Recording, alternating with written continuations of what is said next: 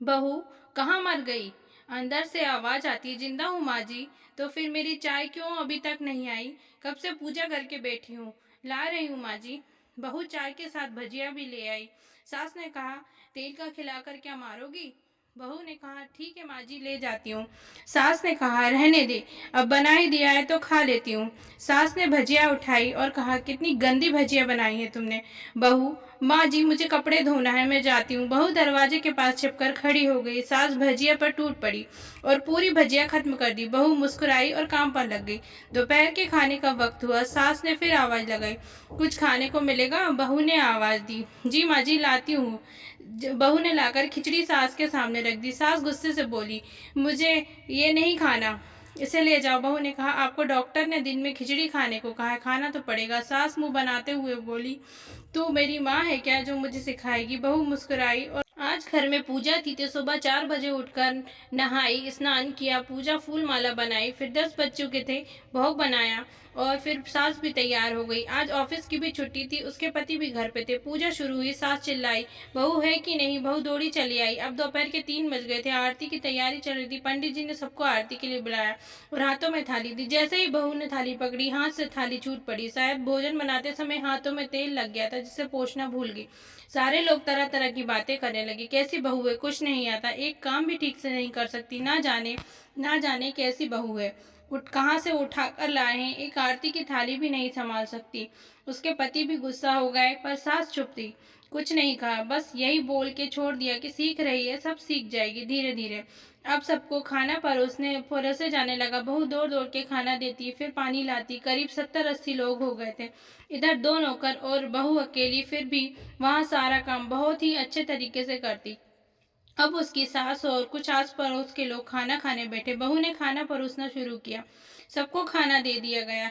जैसे ही पहला निवाला सास ने खाया, तुमने नमक ठीक नहीं डाला क्या? एक काम ठीक से नहीं करती, पता नहीं मेरे बाद कैसे ये घर संभालेगी। आस पड़ोस वालों को तो जानते ही हो ना साहब, वो बस बहाना ढूंढते हैं नुक्स निकालने का। फिर वो सब शुरू हो गए, ऐसा खाना है, ऐसी बहू है, ये वो वगैरह वगैरह। दिन का खाना हो चुका था। अब बहू बर्तन साफ करने नौकरों के साथ लग जाती है।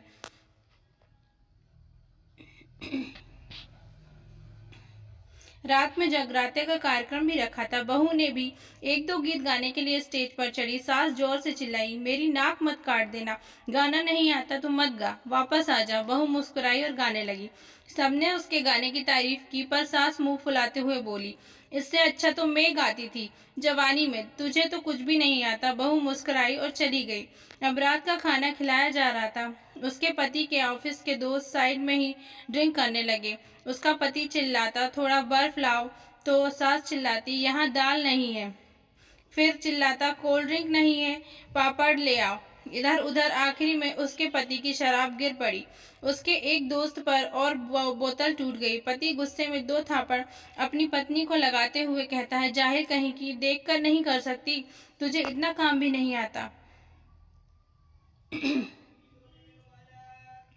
सारे लोग देखने लगे। उसकी पत्नी रोते हुए कमरे की तरफ दौड़ी। फिर उसके दोस्त ने कहा, क्या यार, पूरा मूड खराब कर दिया, यहाँ नहीं बुलाया होता तो हम कहीं और पार्टी कर लेते। कैसी अनपढ़ गंवार बीवी ला रखी है तूने, उसे तो मेहमानों की इज्जत करना ही नहीं आता, काम करना नहीं आता, कोई बेइज्जती कर दी। अब आस पड़ोस की औरतों को बहाना मिल गया और वो कहने लगी, देखो क्या कर दिया तुम्हारी बहू ने, कोई काम की नहीं है।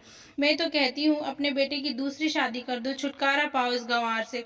सास उठी और अपने बेटे के पास जाकर उसे थप्पड़ मारा और कहा, अरे नालायक, तुमने मेरी बहू को मारा, तेरी हिम्मत कैसे हुई, तेरी टांग तोड़ दूंगी। उसके बेटे के दोस्त कुछ कहने ही वाले थे कि उसकी माँ ने घूरते हुए कहा, चुप, बिल्कुल चुप, यहाँ दारू पीने आए हो, जबकि पता है आज पूजा है और तुम्हें पार्टी करनी है। कैसे संस्कार दिए हैं तुम्हारे माता पिता ने, और किसने मेरी बहू को जाहिल बोला? जरा इधर आओ, चप्पल से मारूंगी अगर मेरी बहू को किसी ने शब्द कहा तो। अरे पापी, तूने उस लड़की को बस इसलिए मारा कि तेरी शराब की बोतल टूट गई।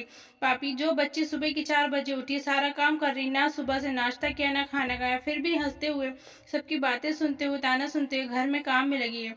तेरे दोस्तों यारों को अच्छी नहीं लगी तो तुझे मारूंगी मैं। उसके दोस्त चुपके से घर से निकल लिए। बहू के कमरे में गई सास और बहू का हाथ पकड़कर बाहर लाई। सबके सामने कहने लगी, किसने कहा था अपनी बहू को घर से निकाल के दूसरी बहू ले आना? जरा सामने आओ। कोई सामने नहीं आया। फिर सास ने कहा, तुम जानते भी हो क्या इस लड़की के बारे में? ये मेरी माँ भी है और मेरी बेटी भी। माँ इसलिए कि मुझे गलत काम करने पर डांटती है, और बेटी इसलिए कि कभी कभी मेरे दिल की भावनाएं समझ जाती है। मेरे दिन रात सेवा करती है, मेरे हजारों ताने सुनती है, पर एक शब्द भी गलत नहीं कहती, ना सामने ना पीठ पीछे। और तुम कहते हो दूसरी बहू ले आओ। याद है ना छुटकी की दादी, अपनी बहू की करतूत? सास ने गुस्से से पड़ोस की महिला को कहा, अभी पिछले हफ्ते ही तुम्हें मियाँ बीबी भूखे छोड़ घूमने चले गए थे। मेरी इसी बहू ने 7 दिनों तक तुम्हारे घर पर खाना पानी, यहाँ तक कि तुम्हारे पैर दबाने जाती थी, और तुम इसे जाहिल बोलती हो। जाहिल तो तुम सब हो, जो कोयले और हीरे में फर्क नहीं जानते। अगर आइंदा मेरी बहू के बारे में किसी ने एक लफ्ज भी बोला तो मुझसे बुरा कोई ना होगा, क्योंकि ये मेरी बहू नहीं, बेटी है।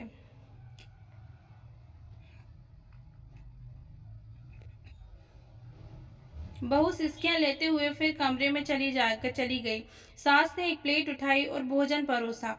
बहू के कमरे में खुद ले गई। सास को भोजन लाते देखा तो बहू ने कहा, अरे माँ जी, आप क्या कर रही हो? मैं खुद ले लेती। सास ने प्यार से ताना मारते हुए कहा, डर मत, इसमें जहर नहीं है, मार नहीं डालूंगी तुझे। तुझे नई सास चाहिए होगी, पर मुझे अभी भी तू ही मेरे घर की बहू चाहिए। बहू ने अपनी सास को रोते हुए गले से लगा लिया। सास भी रो दी पहली बार और कहा, चल खाना खा ले। फिर मजाक करते हुए कहा, फिर मेरे पैर दबाने आना। ये ख्याल मन में मत लाना कि सास पैर बोलती है, किसी दिन मैं इसका गला दबा दूंगी, क्योंकि कभी मैं भी यही सोचती थी। दोनों खूब हंसने लगती हैं। कुछ रिश्ते बहुत मीठे होते हैं, बस बातें कड़वी होती हैं।